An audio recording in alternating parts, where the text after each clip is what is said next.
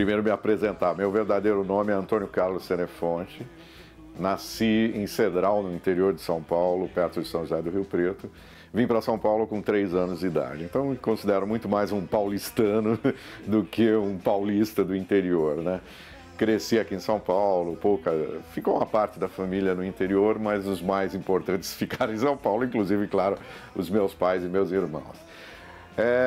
Morava na periferia de São Paulo, sempre morei na periferia, ali perto do Sapopemba, Vila Formosa, Vila Diva, esses bairros, Colorado, por ali. Comecei a trabalhar com 14 anos de idade, meu primeiro emprego foi de office boy. Na verdade, a música tem a ver porque a referência do boy, logo que eu ouvi a música e vi a letra que o Aguinaldo Office Boy, o garoto, escreveu, eu me identifiquei imediatamente, né? Achei, pô, isso é a história da minha vida, né? Comecei como office boy, na verdade. E até os meus 17, 18 anos eu trabalhei como office boy num depósito de material de construção, na Vila Diva, né? E aí eu comecei a fazer contabilidade, comecei a entrar na área um pouco como eu estava fazendo essa coisa, aprender a fazer toda a rotina, né, do escritório do depósito. Fiz um curso de contabilidade e daí no curso de contabilidade eu fui para a administração de empresas, né?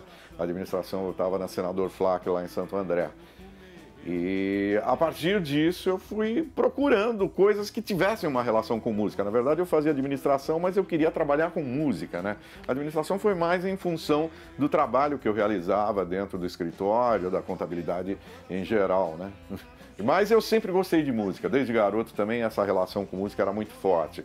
Eu lembro que na escola eu tinha grupos, no ginásio, no colégio, a gente montava uns grupinhos na escola, eu sempre queria cantar, sempre cantei, sabe? Tentei tocar guitarra, mas não era um bom guitarrista, mas o meu negócio era cantar, era fazer a minha bagunça, né? E aí era um sonho meu mesmo trabalhar com música, né? Então eu pensei, puxa vida, tudo bem, eu estou fazendo outra coisa, não gostava tanto de administração. Falei, mas vamos lá, né? Por um trabalho a gente faz qualquer negócio. E eu fui atrás de coisa de música, até que cheguei na Avenida do Estado, na frente da Continental, e eles precisavam de alguém para o RH, um auxiliar de departamento pessoal, recursos humanos, e foi onde eu comecei. Eu falei, eu entro no RH e ali eu vou conhecendo as pessoas, me entrosando dentro de uma gravadora, que eu quero trabalhar com música mesmo, e graças à administração eu consegui a vaga no RH, né? E dali eu fui conhecendo pessoas e minha vida começou, né?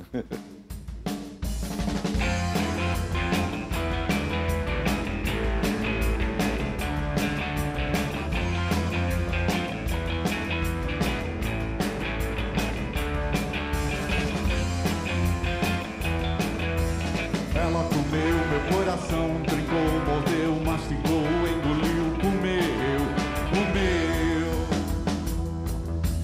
Ela comeu meu coração, mascou, moeu, triturou, deglutiu, comeu.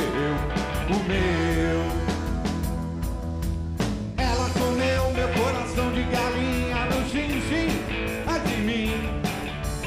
Ela comeu meu coração de leão naquele sonho medonho e ainda me disse que é assim que se faz. Grande poeta.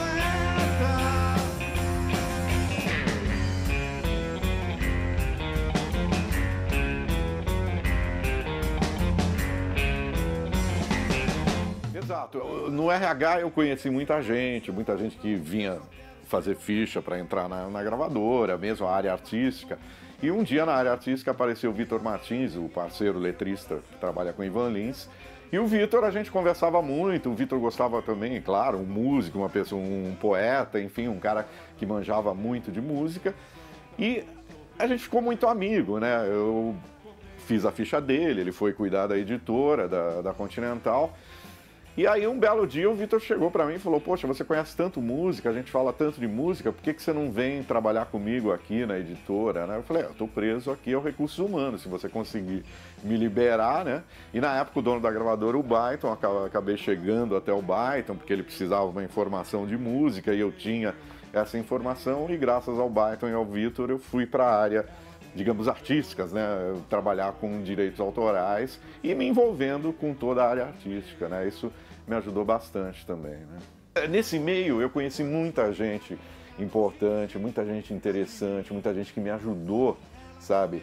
mesmo na área artística da Continental, né, do sertanejo de raiz, de Tião Carreiro, a Tonico Tinoco, a Zé Rico, Milionário, todos esses caras eram maravilhosos, eram pessoas assim fantásticas, simples, e que eu conhecia, eu vivia com eles no dia a dia, né? Isso foi muito importante. E conheci muita gente da MPB, né? De Fagner, que era da gravadora uma época, sabe? O pessoal dos Secos e Molhados, Gerson Conrad, o pessoal dos Novos Baianos, Moraes Moreira, Paulinho Boca.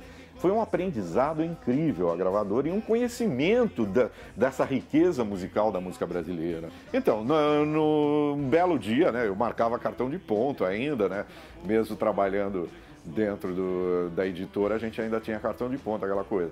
E aí eu conheci o Trincão, o baterista, que também trabalhava lá na parte de capas, ele é artista plástico, o Trincão, e fazia muitas capas, montagem das capas da gravadora, né.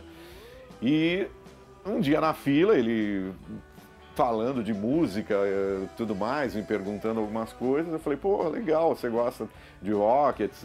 Ele falou, sim, eu toco bateria, de repente, se você quiser fazer uma brincadeira, a gente vai em casa num fim de semana, num domingo, a gente monta tudo na sala e faz um som, né? Aí ele falou, ó, tem um outro cara que trabalha na parte de produção de discos infantis, né, aquele disquinho, o Gasparini, o Fábio Gasparini também toca guitarra, a gente podia convidar ele para esse ensaio no domingo, e aí a gente começou, de repente, a ensaiar na casa do Trincão, lá no Bexiga, no domingo, na sala, e a banda foi tomando forma, né? Na verdade, a gente começou a dar uma forma para um conjunto, né? Que era uma brincadeira a princípio, ninguém esperava que aquilo fosse acontecer, e não foi intencionalmente, vamos gravar na Continental, que nem gravamos na Continental, gravamos na Warner, né? Na verdade, foi tudo meio que um passatempo. No começo era um passatempo da gente, no fim de semana, se reunir para fazer música, cantar música de Raul, de quem a gente quisesse, né?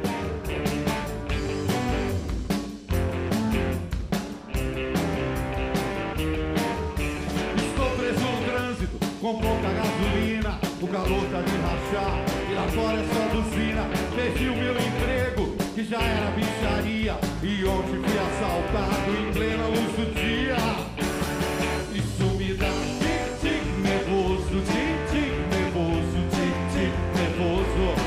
Isso me dá tic-tic nervoso, tic-tic nervoso, nervoso.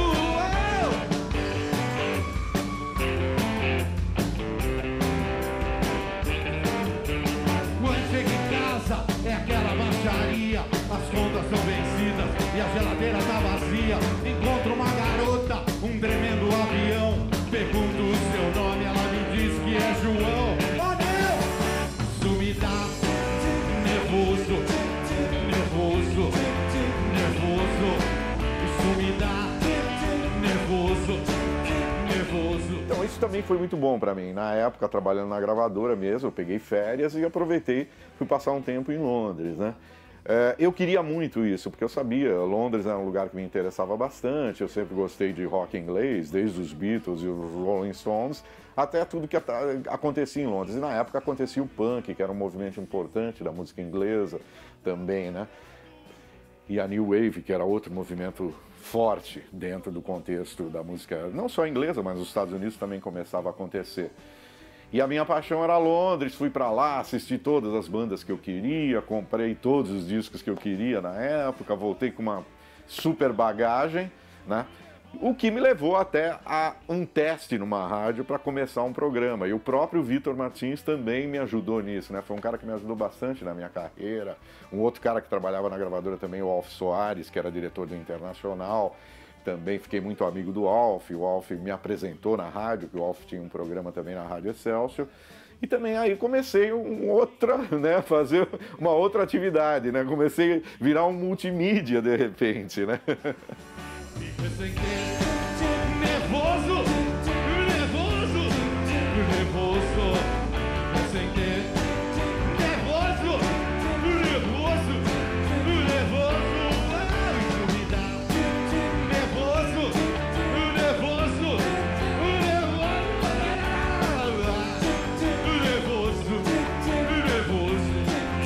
nervoso.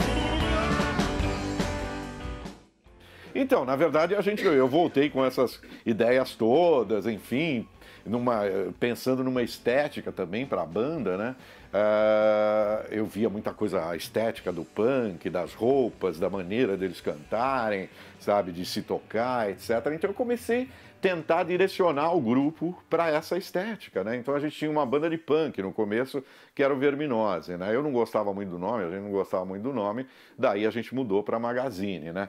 Mas isso ajudou bastante, porque toda aquela estética mesmo do punk, atitude, etc., eu consegui absorver aquilo e colocar em prática dentro de uma linguagem nossa também, né?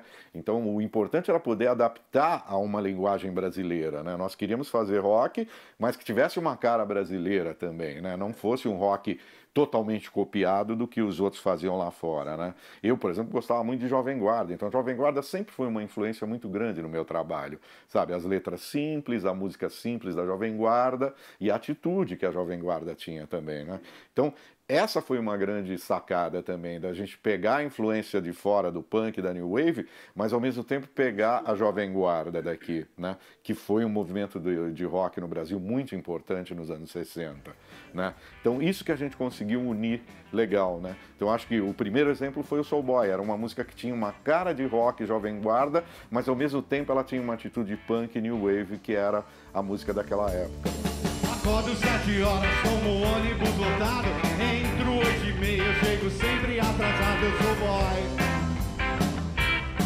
Eu sou boy. Eu sou boy. Boy. Eu sou boy. Atento 8h30, eu tenho que bater cartão, mal piso na firma, tem serviço de montão, eu sou boy. Eu sou boy. O nome Verminose foi o próprio Alf Soares, que era o cara que me levou para a rádio, que tinha um programa na Excelsior, né? Um dia numa festa da gravadora, eu estava comentando numa rodinha lá com os amigos, ele estava no meio, falei, eu tô com uma banda punk com os meninos aqui da gravadora, etc. Ele falou, punk? Já tem nome? Eu falei, não tem. Ele falou, bota Verminose, que é um nome bem podre, e tem a ver com punk, né? A gente meio que torceu o nariz, mas na falta de outro nome, a gente botou Verminose. E começou a pegar, até a gente fazia shows no Lira Paulistana, em alguns porões da cidade, e o nome começou a pegar, de certa forma, né? Até muita gente, depois que a gente mudou o nome, reclamou. Não, Verminose era legal. Eu falei, mas a gente botou porque não tinha outro naquele momento. Eu sou boy.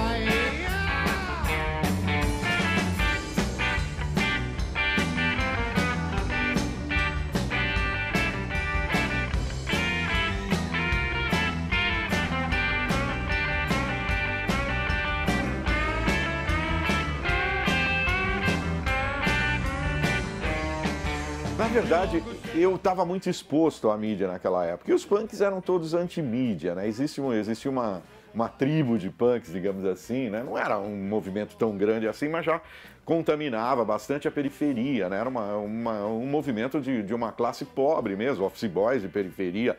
E os caras que ouviam meu programa, que gravavam nas fitinhas, porque era o único meio deles conhecerem a música punk, era através do meu programa. Mas de repente eles não que descobriram, mas foram notando que eu não era um cara da periferia, vinha da periferia, mas ao mesmo tempo estava muito envolvido com a grande mídia. Eu trabalhava numa rádio que era da Rede Globo, a Excelsior.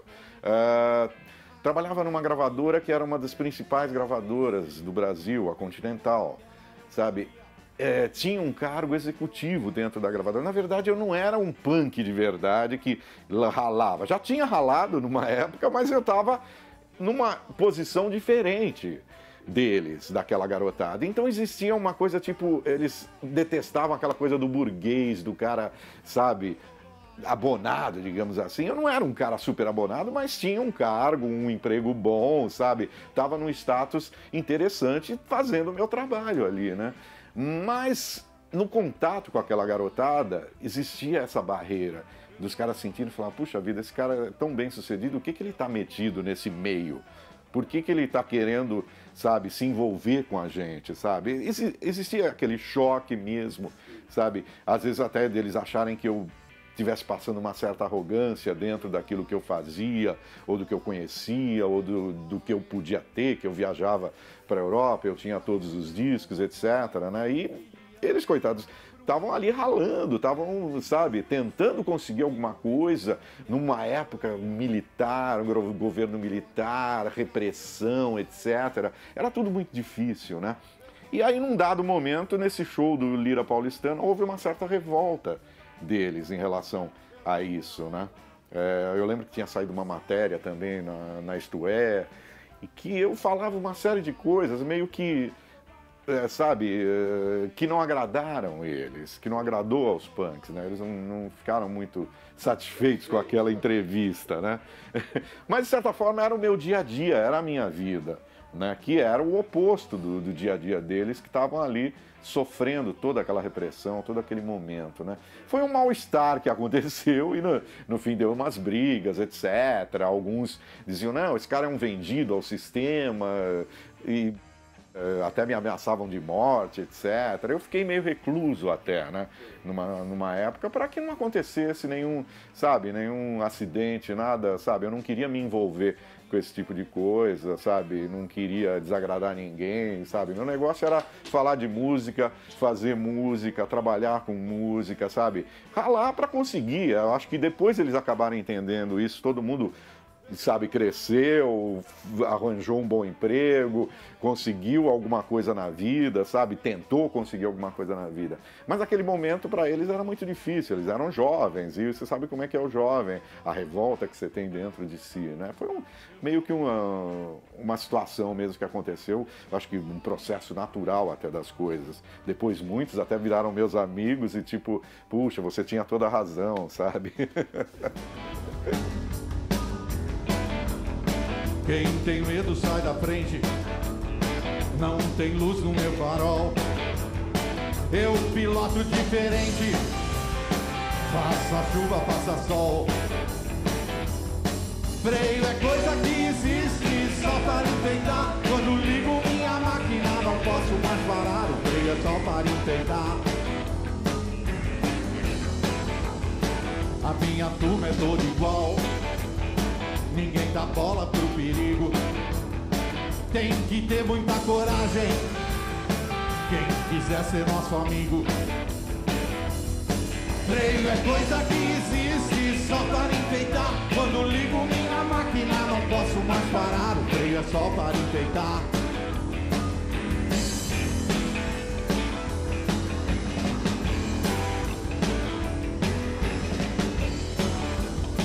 A noite começa a lenha que vai até o sol raiar. Nosso ronco é minha senha que faz garota desmaiar.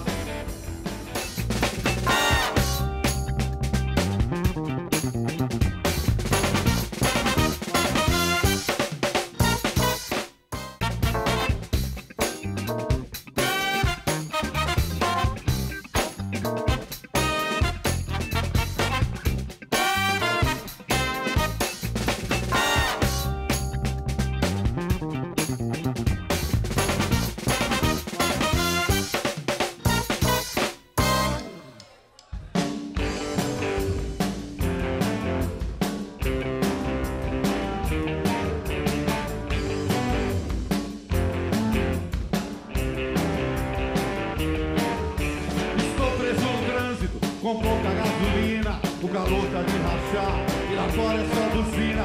Perdi o meu emprego, que já era bicharia, e ontem fui assaltado em plena luz do dia.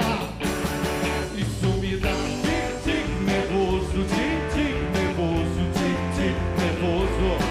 Isso me dá tic-tic nervoso, tic-tic nervoso, tic-tic nervoso.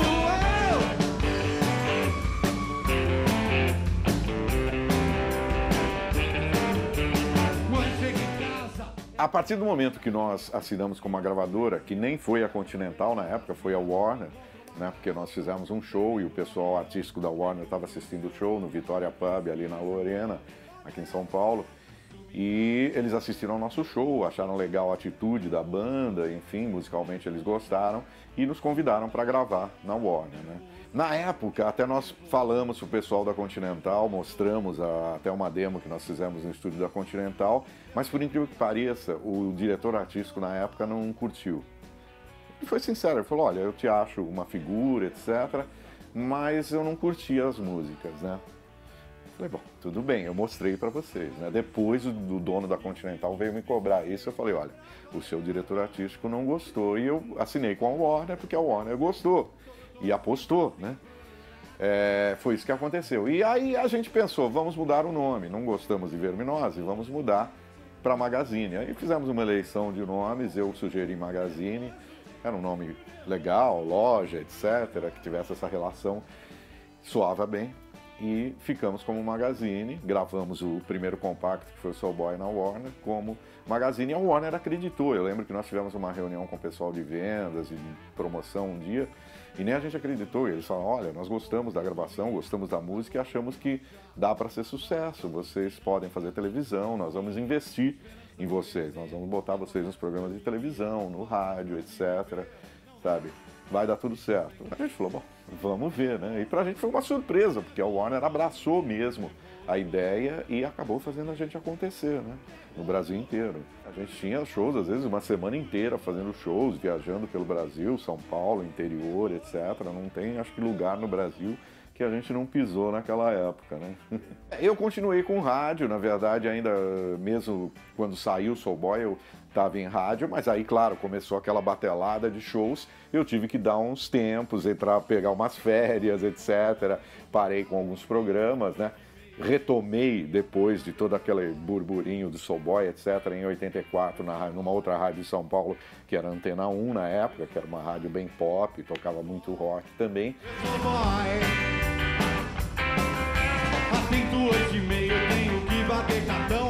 Mal piso na firma, tem serviço de montão. Eu sou boy, eu sou boy, eu sou boy, boy, eu sou boy. Aí retornei em 84, 85 mais ou menos, com a Antena 1, né? Em seguida também veio o Tique Tique Nervoso, etc. Outro sucesso, e aí dei mais uma parada e fui retornar depois só na 89 FM.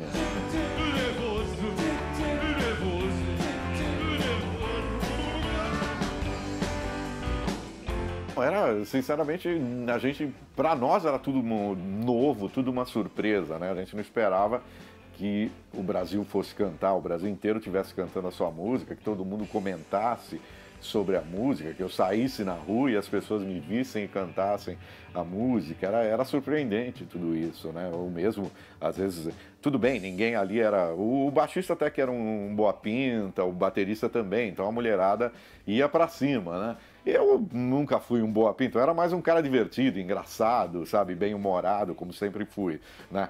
Mas mesmo assim tinha um certo assédio, né? A gente, como todo grupo de rock da época, tinha um certo assédio.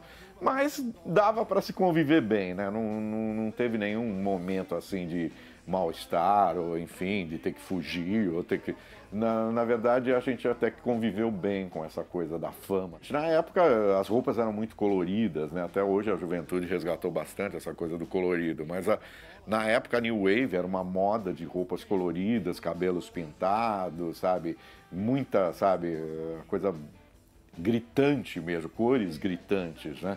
E eu sempre gostei disso, desde moleque eu sempre fui um cara diferente, eu ia pra escola com roupa colorida, ou sei lá, sempre queria ser o cara diferente da turma, né? Então era uma coisa que eu sempre gostei de moda, eu sempre achei que moda era uma coisa legal, até tinha vontade de trabalhar com moda, teve uma época até que eu falei, pô, se eu não conseguir nada na música, eu vou partir pro ramo da moda. Porque eu sempre acompanhava estilistas de fora, sempre acompanhava essa coisa toda de moda, né? Então, para mim, a música e a moda sempre estavam meio que juntos, ou andavam meio que paralelamente também, né? Sempre tinha uma conexão, sempre teve, né? E até hoje eu acho tão importante isso, né? Visualmente, né? O tratamento visual. Se eu vou subir num palco, se eu vou fazer um programa de televisão, eu sempre penso numa roupa interessante, de um estilista interessante que possa, sabe, que eu possa usar, sabe, para ficar legal, né? Para ter uma boa impressão para as pessoas, né? Então eu sempre tive essa marca. Então é importante. Claro que no meu dia a dia é blue jean, camiseta, etc.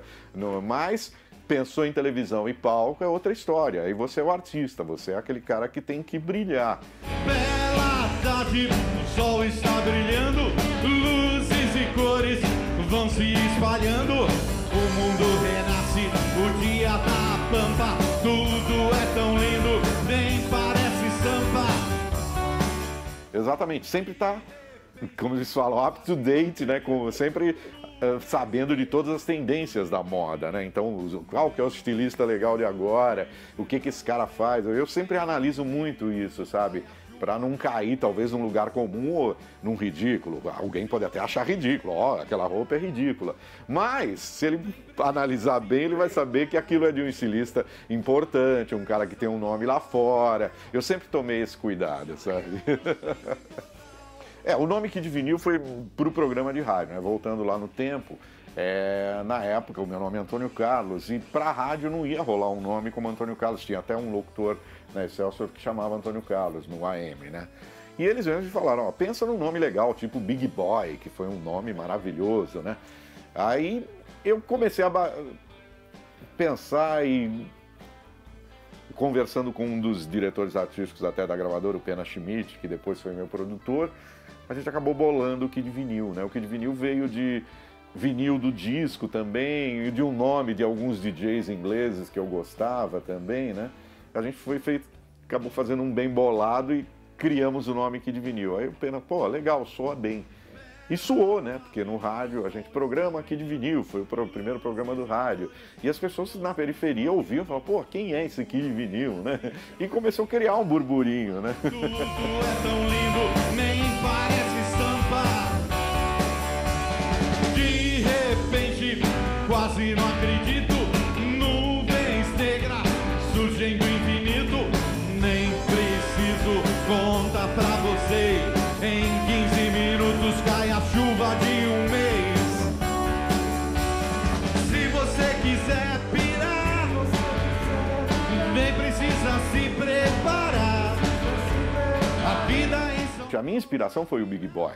Apesar que o Big Boy foi um dos DJs mais loucos que eu já vi na minha vida. Acho que o Brasil nunca teve um DJ tão, sabe, conhecedor de rock e louco mesmo, sabe? Quem viu os programas do Big Boy na TV sabe do que eu tô falando, isso naquela época ainda, nos anos 70. E ele no rádio, ele era completamente enlouquecido mesmo, né? Pena que foi embora tão cedo, né? Mas a loucura dele ia além das consequências, mas foi um cara fantástico. Foi um dos melhores, a minha inspiração foi ele. E muitos DJs na época começaram a aparecer. DJs de bailes, de coisas, né? Não era essa febre de hoje do DJ. Na época era o DJ de disco, de vinil, o cara que ia lá, tocava, fazia todo o esquema, né? Eu não me considero aquele super colecionador, gostaria de ter muito mais grana, porque hoje em dia o disco é caro, né? Não só o vinil, mas até o mesmo CD também, os preços não são baratos, né? Mas eu, na medida do possível, eu quero ter muita coisa, e falta muita coisa ainda, né?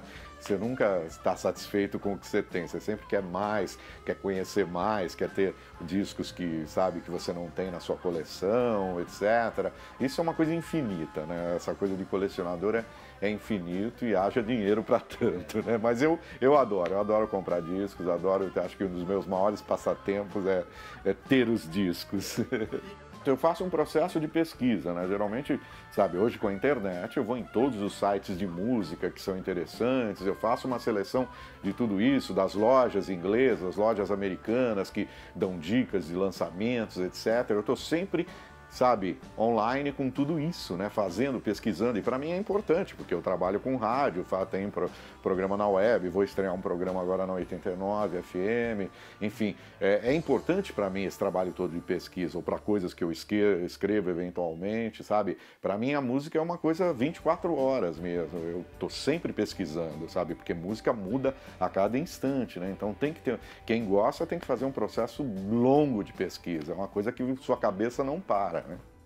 É claro que dentro desse meio de rock, eu gosto de rock, gosto de blues, gosto de uma série de outras coisas. Mas dentro dessa praia do rock, do pop, da música independente, eu pesquiso basicamente, principalmente o eixo Europa-Estados Unidos, né? Esse é o grande eixo musical. Mas às vezes aparecem coisas no Japão, na Austrália, sabe, no Canadá, em outros lugares também tem muita coisa boa.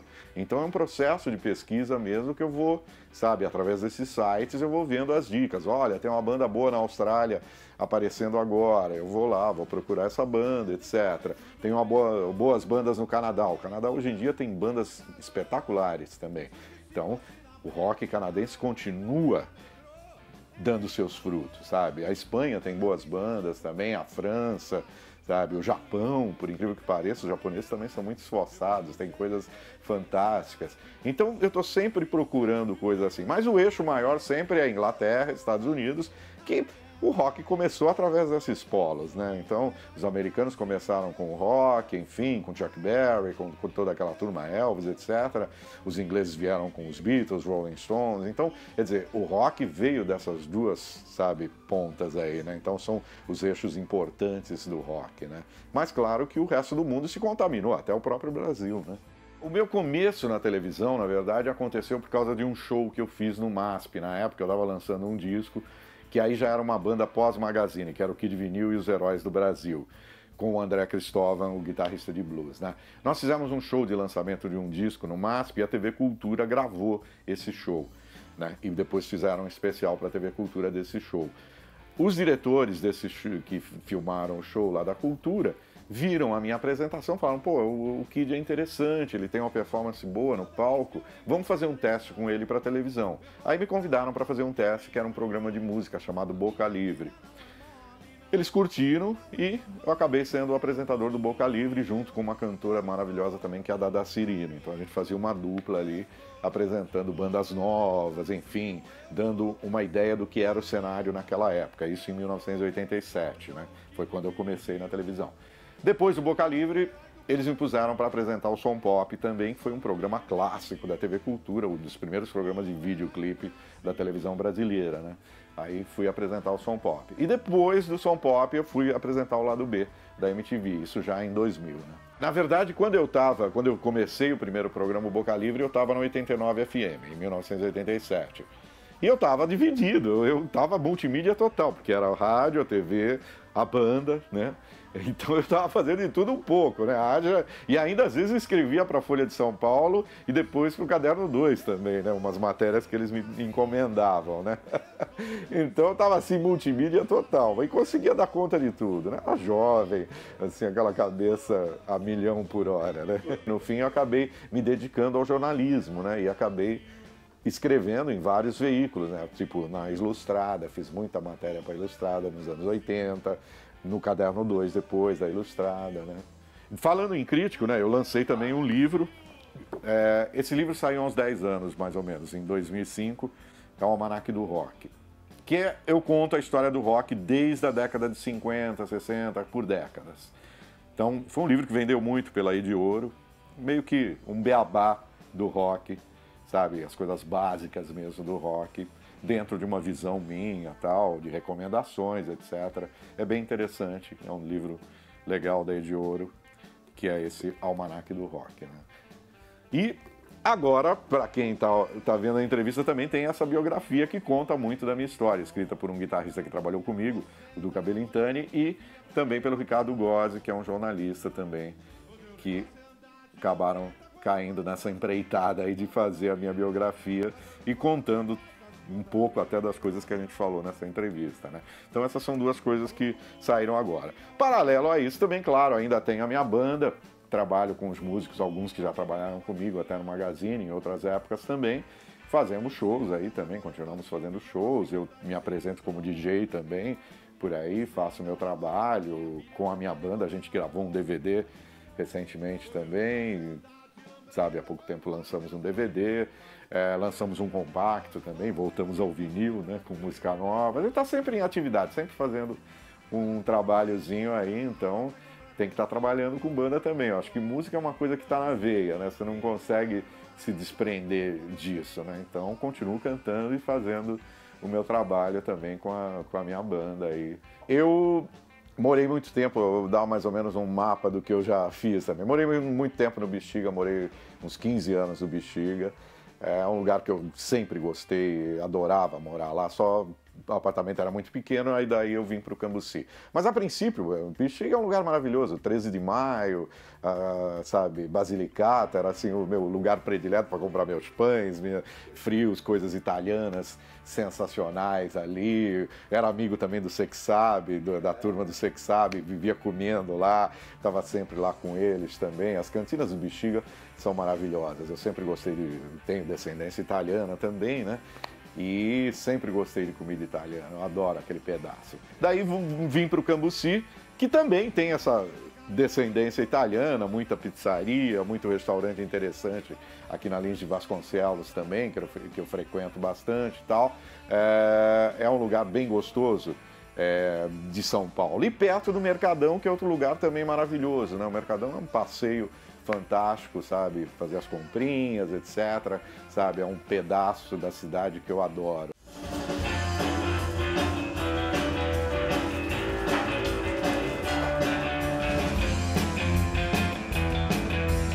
Ela comeu meu coração, trincou, mordeu, mastigou, engoliu, comeu.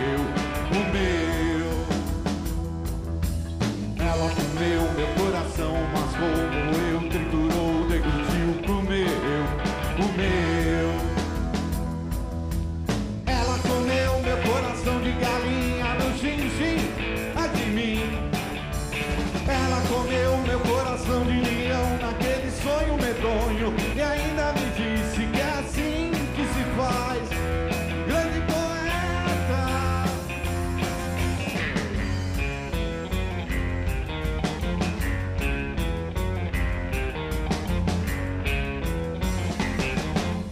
Uma loura tem que comer seu coração. Não, eu só quero ser um campeão da canção, um ídolo, um pateta, um mito da multidão.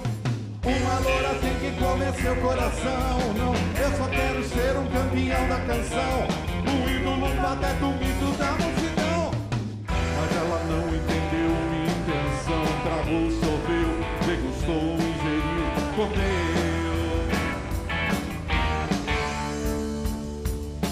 Acordo 7 horas como ônibus lotado. Entro 8h30, chego sempre atrasado. Eu sou boy. Eu sou boy, eu sou boy, eu sou boy. Atento 8h30, eu tenho que bater cartão. Mal piso na firma, tem serviço de montão. Eu sou boy, eu sou boy, eu sou boy,